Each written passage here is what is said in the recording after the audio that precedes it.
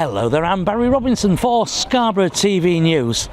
Hey, I found Polly. We're at the Sea Life Centre. Apparently, they have got a new penguin island. So we've been invited to come down and have a look. I can't wait. Come on, let's have a look.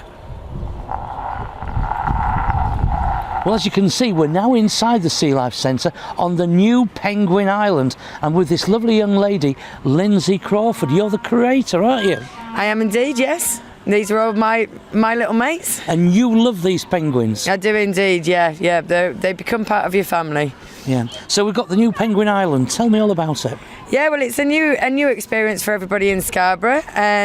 One, it's mainly done for the penguins because they had a very old enclosure and it needed to be a little bit of TLC spent on it. So we decided to make it bigger for the penguins, but also a little bit more interactive for the customers as well when they come through. So now, like before, you just walked around the enclosure. Now you can actually come through the enclosure. It will always be manned, so it's not like you can come in and pick up your own penguin or anything like that. So it will always be manned, but you do get the experience to come and be as close as you could possibly be to a penguin. Now these penguins, they're really cute and lovely, but I understand they've got their own personalities. Oh, they have indeed. They're just like us. They can have good days and bad days. Some days they can be in a really good mood. Some days they can just be got out of the nest box the wrong side, if you like.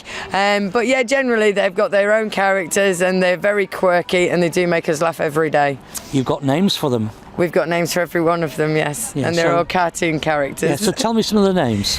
We've got Muttley, we've got Clumsy, we've got Mavis the Fairy, we've got... Mavis the Fairy? Mavis the Fairy for all of those who remember Will-O-the-Wisp. Yeah. We've got Peso for the new kids, Calamero, Sushi, Cookie, the list goes on, to be honest. Yeah.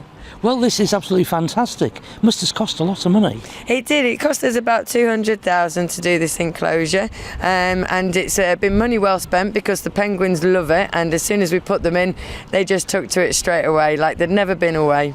Now, you don't use ordinary tap water, do you? No, it's all from the sea, so we have to wait until we get the tide to come in, and then we pump them fresh salt water in every day. Now, they've just been fed. What sort of diet do they have? Is it a special diet? It's specialised for a penguin, really. It's what we would class as just different salt fishes. So we go for things like herring, which is a very large fish. And when people actually see that fish being fed to them, the fish is probably bigger than their head. But the penguins have no problem in taking this because their throat simply just expands, and they make very short work of the herring.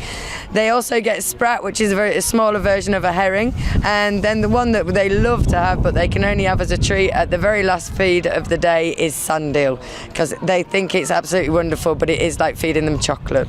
I understand that when a penguin finds a partner, they stay together for life. They do indeed, yeah. They're very attentive to one another and they look after each other, and they look after the eggs together as well, so it's not just down to the lady. The lady will get up and go for her food and the male will take over and sit on the egg, keeping it nice and safe. So yeah, they work as a great couple. How long do they live for?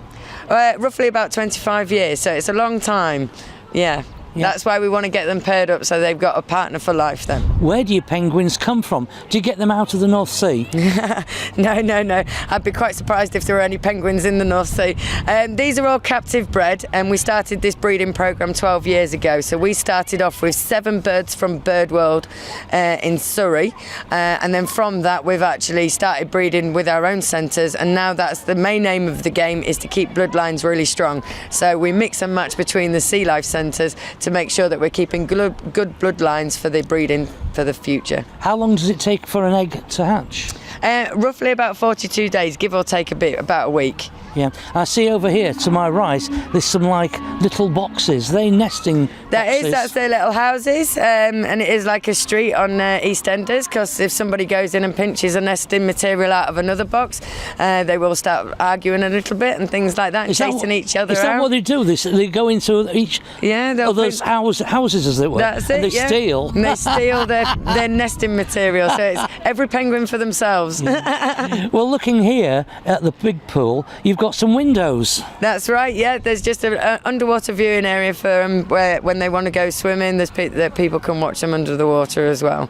So they like to have a nice deep pool as well to dive in and porpoise around the pool. Where do the penguins come from originally? Originally, these ones are Peruvian penguins, so you'll find them on the coast of Peru and Chile, and they get their name Humboldt penguin from the current of Humboldt of water that passes by South America. So if anybody wants to come down to the Sea Life Centre in Scarborough, what are your opening times? It's in summer, we're open every day from 10 o'clock, and the last admissions is at 5 and the centre shuts at 6. And I know you have a website. What is it? We do. It's sealife.co.uk/Scarborough.